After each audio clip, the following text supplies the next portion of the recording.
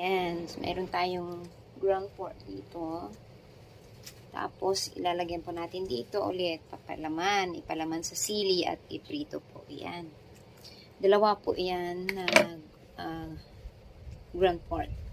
Dalawa po siya. Ito naman ay lalagyan ko siya ng mojo, yung mustasa. Ito siya ini-slice ko na po kasi nakapaghugas na ako. Yan.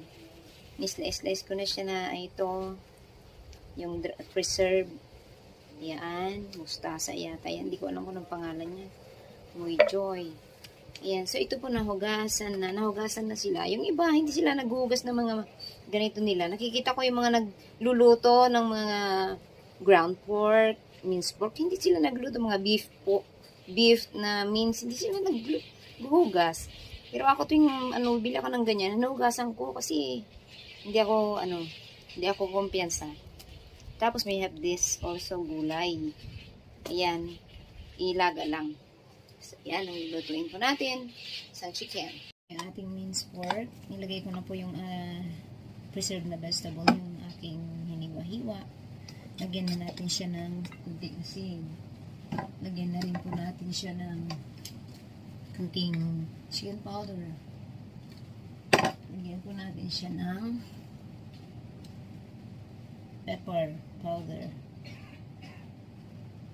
Naglalagay po ako ng pepper dito. Tapos, lagyan po natin siya ng sugar. Ayan. Nababahingan naman ako din sa pepper powder na yan. Lagyan natin ng asukal. Sugar. Kasi maalat yung vegetable na yan. Ayan. Tapos, lagyan po natin siya ng soy. Light soy sauce. Ayan. Tansya-tansya lang. Lagyan po natin siya ng pinalamig na tubig. Ayan. Kumuluto na tubig. Lagyan na po natin siya para hindi naman dry masyado. Lagyan siya ng tubig siyang lasa. May sugar na ito. Mix na po natin. Tama lang yung tubig niya para hindi magda-dry. In-steam na natin. I-steam po ito sa isasabay natin sa iluluto na rice sa rice cooker. Sa rice cooker lang po ako nag-i-steam nito. Mas madali. Ayan. Parang kulang yung gulay. Dadagdagan natin ng gulay. Ito po yung gulay, maalat po ito.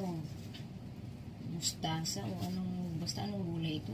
Nakapreserve yan, maalat na maalat. So, hinugasan niya ng maigi. Hinugasan ng maigi. Tapos, yan, ilahan sa steam na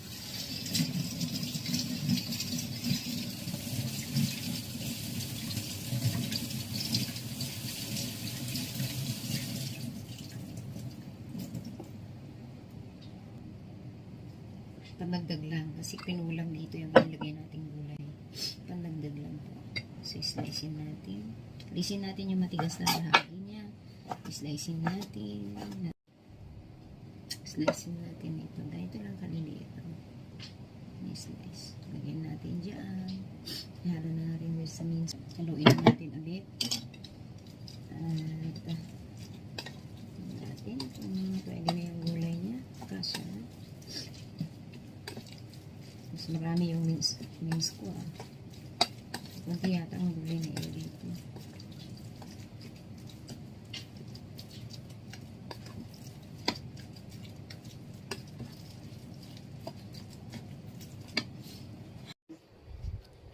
Yan po, i-mince po yung ingredients. Ito yung bawang, garlic, tapos yung carrots, tapos ito yung mince po na nahugasan.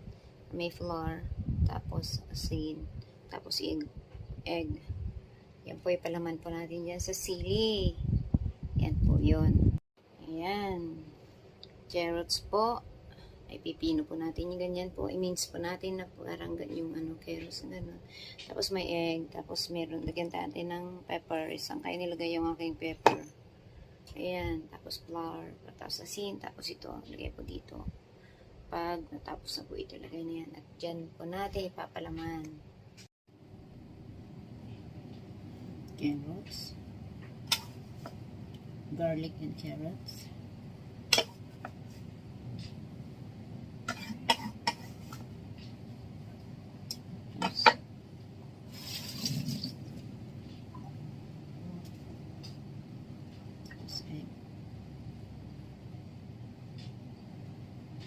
Yung white lang ilalagay ko.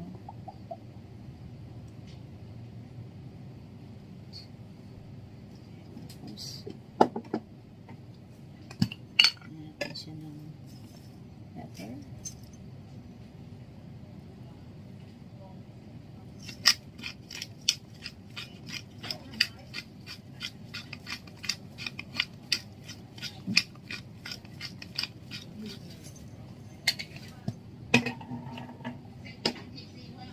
Salt.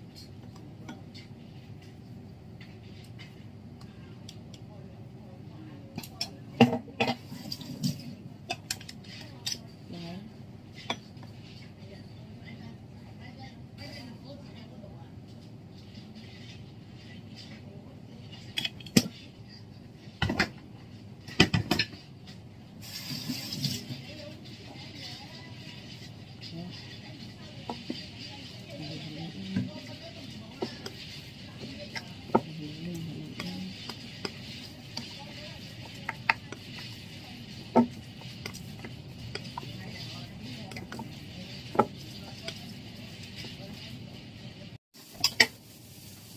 Siya guys. Siya. Isa natin yung buto dahil manghang. Isa natin siya ng buto. Mahugasan na siya hanggang pinag-tubig. Mag-drain na siya ng tubig. So, lagyan na natin siya ng buto.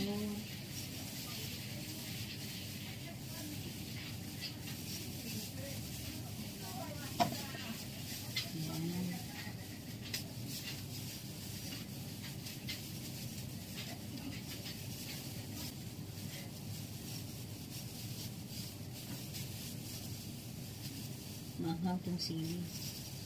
Ang nabili nila.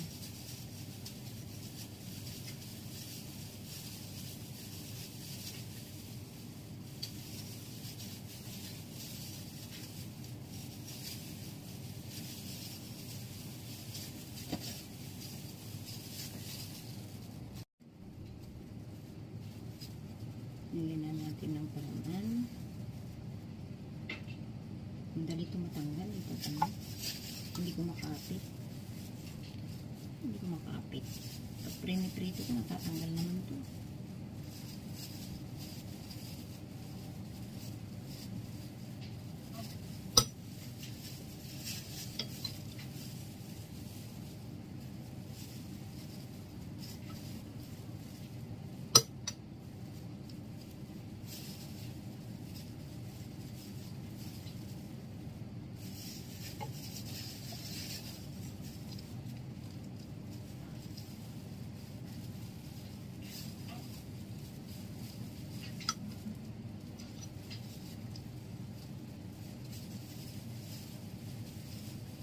Yan, malakas naman ang ulan.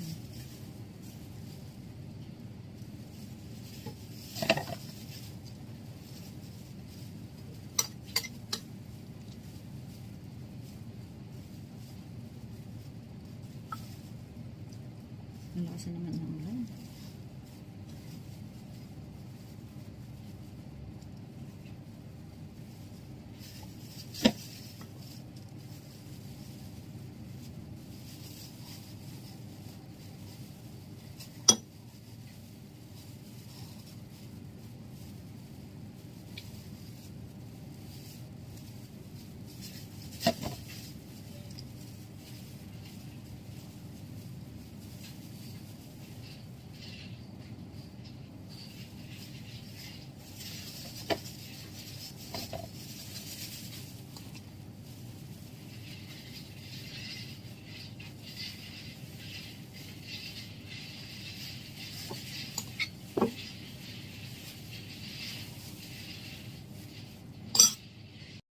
Tapos na. Ayan. Siprito na natin. na. Luto na. Luto na. Ito lang ang gulay ko.